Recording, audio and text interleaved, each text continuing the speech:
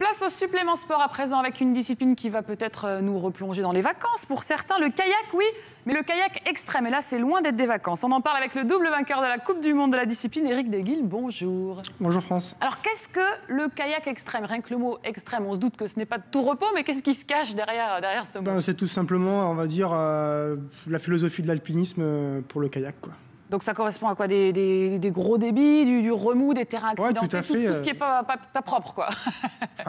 Propre sûrement pour toi, pour moi c'est vraiment ce qui m'anime. Et ouais, donc on va chercher un peu la bête là où ça penche vraiment. Tout ce qui est compliqué, vous adorez. Alors vous avez tout essayé, canoë, kayak, haute rivière, bassin artificiel, slalom, descente, freeride, pagaie simple, pagaie double, je crois que vous avez tout essayé. Qu'est-ce qui vous a vraiment plu, vous, dans le kayak extrême par rapport aux autres disciplines? Qu'est-ce que ça vous offrait de plus? En fait, j'avais vraiment envie de revenir à quelque chose de pur et de naturel. Et ce que j'ai trouvé en plus dans le kayak extrême, dans les courses extrêmes, c'est qu'il y avait vraiment un défi qui était bien plus brutal en fait que voilà, c'est plutôt ça qui m'intéresse. L'aspect sauvage, quoi, quelque part. Ouais, voilà. Alors, est-ce que... Oula, attention quand même. Est-ce que n'importe qui peut pratiquer, n'importe quel kayakiste peut pratiquer le kayak extrême? Il faut déjà avoir un niveau très très élevé. Oui, bien sûr, de 7 ans à 77 ans. Non, mais n'importe quel kayakiste peut pas le faire, quoi. Il faut déjà avoir non, ouais, il faut quand même un bon niveau, une belle expérience, et puis on n'est pas tout seul, quoi. Il faut quand même une bande de copains soudés. C'est la philosophie d'une cordée, donc on n'est jamais tout seul. Alors, parmi vos périples, vous êtes passé par le Mexique il y a quelque temps et une fameuse chute d'eau. Vous avez le sourire, mais vous ne riez pas à l'époque, une fameuse chute d'eau nommée Tomata. C'était en 2010, une chute d'eau verticale de 25 mètres qui a plutôt mal tourné. Triple fracture lombaire. Qu'est-ce qui s'est passé? Racontez-nous. Ouais, donc le rire, il est jaune, c'est pour ça. Ouais.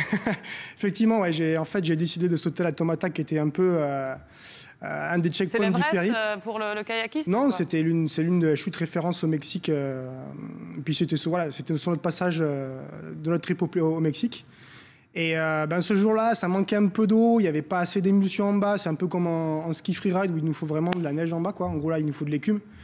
Et j'ai quand même franchi la chute, ça s'est pas très bien passé, donc avec une très grosse triple fracture lombaire. Alors on a vu pas mal d'images, vous êtes quand même équipé d'un casque, vous êtes bien équipé pour éviter tous les risques, ça n'a pas suffi pour ce coup-ci? Non, malgré tout ça fait partie du risque, il faut quand même en être conscient, on est dans un milieu naturel, tout peut arriver, surtout quand on va chercher ce genre de choses, quoi. Est-ce que ce sont les images de Tomata? C'est vous qui êtes le mieux placé. Alors non, là c'est non, c'est pas Tomata. C'est un rapide en Norvège. C'est déjà pas mal quand même.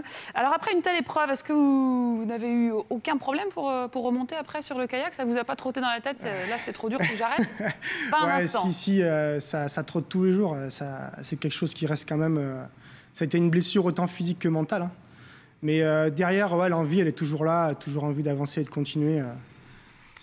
Toujours envie de faire mieux. Et elle était tellement là qu'au final, vous avez même fini par la dompter, cette Tomata, à n'en faire qu'une bouchée, puisque c'est sur cette même rivière qu'un an après seulement, vous avez remporté la Coupe du Monde. Exactement, belle revanche. La boucle était bouclée.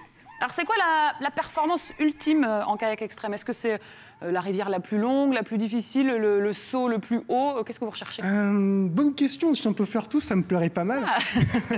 Non, je pense que c'est avant tout un sport de nature, donc on essaie de se confronter à l'élément. Et chacun y trouve un peu les lignes qu'il veut écrire. Donc il y en a, ça va être sauter des chutes, donc ça va être faire les rivières les plus grosses, les plus longues possibles. Voilà.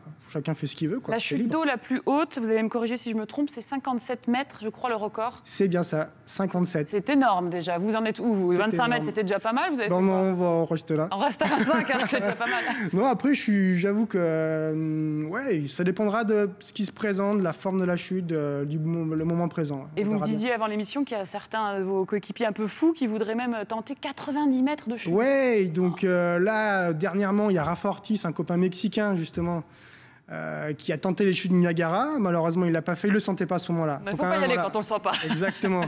Le pif, ça compte toujours. Et donc là, il y a un Brésilien qui tâte les 90 mètres. On va voir. La chute est belle. Mais la réception aussi, on espère que ça se passera bien. Qu'est-ce qui se passe dans votre tête là, à ce moment-là? On voit les images pendant une descente extrême. C'est quoi? Concentration au maximum, pas de relâchement Ouais, en fait, ce qui se passe, c'est quand je vois un rapide, déjà, j'imagine une ligne dedans, j'imagine une trace. Et mon rapide, en fait, c'est pas ma philosophie à moi, c'est pas de le franchir, c'est de vraiment y mettre ma patte, quoi, de dessiner ce que j'ai envie d'y faire, quoi.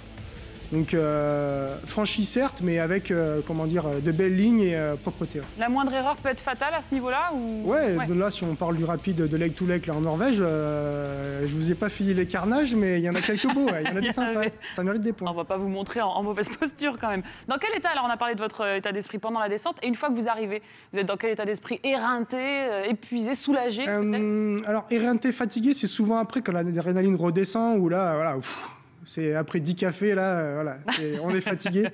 Mais ouais, juste après, c'est vraiment de la joie. En plus, c'est partagé avec les copains qui sont sur le bord. Donc à ce moment-là, quand on sort du kayak, on est au top. Là. Oui, c'est ça, parce que vous faites partie d'un groupe, hein, les PEC, Pyrénées Extrême Kayak. C'est une équipe qui est vice-championne du monde de la discipline. C'était en 2009. C'est pas du tout un sport solitaire finalement. C'est important de partager ça avec les copains. Quoi. Ah ouais, tout à fait. C'est vraiment un esprit de cordée, même s'il y a le bout de ficelle qui est pas là pour nous relier. L'esprit, lui, il est intact. Alors vous êtes très attaché à vos terres, hein, on l'a compris, les Pyrénées. On est assez bien lotis quand même dans le coin pour pouvoir pratiquer cette discipline. On n'a rien à enlever aux contrées exotiques, on est d'accord? Ouais, tout à fait, ouais. Tout à fait. Et dans vos voyages, parce qu'on est bien chez nous, mais dans vos plus beaux voyages, quel a été votre plus beau souvenir? Faites-nous partager un petit peu votre quotidien de rêve. Désolé, hein, mon petit quotidien, c'est les endroits où ça pleut, où il fait froid.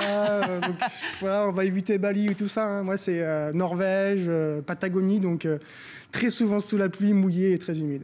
Prochain objectif pour vous, c'est quoi? Qu'est-ce qui vous fait encore rêver? On va essayer de remporter une 3e Coupe du Monde. Déjà double vainqueur de Coupe du Monde. C'est les 2 dernières hein, en titre. Les 2 dernières. C'est quand la prochaine? Eh bien là, on aura la réponse début novembre sur la Green Race aux USA. Bon, vous allez la remporter, il n'y a personne pour vous contrer dans cette mission. Si, ça joue un peu des coups en ce moment, mais je suis serein. On espère que vous reviendrez en plateau, en tout cas nous présenter ce beau trophée. Bravo pour votre réussite et merci de nous avoir présenté cette belle discipline qu'est le kayak extrême. Je vais y mettre dans un instant. Restez avec nous, d'autres belles images extraordinaires peut-être, c'est le zapping de l'équipe 21.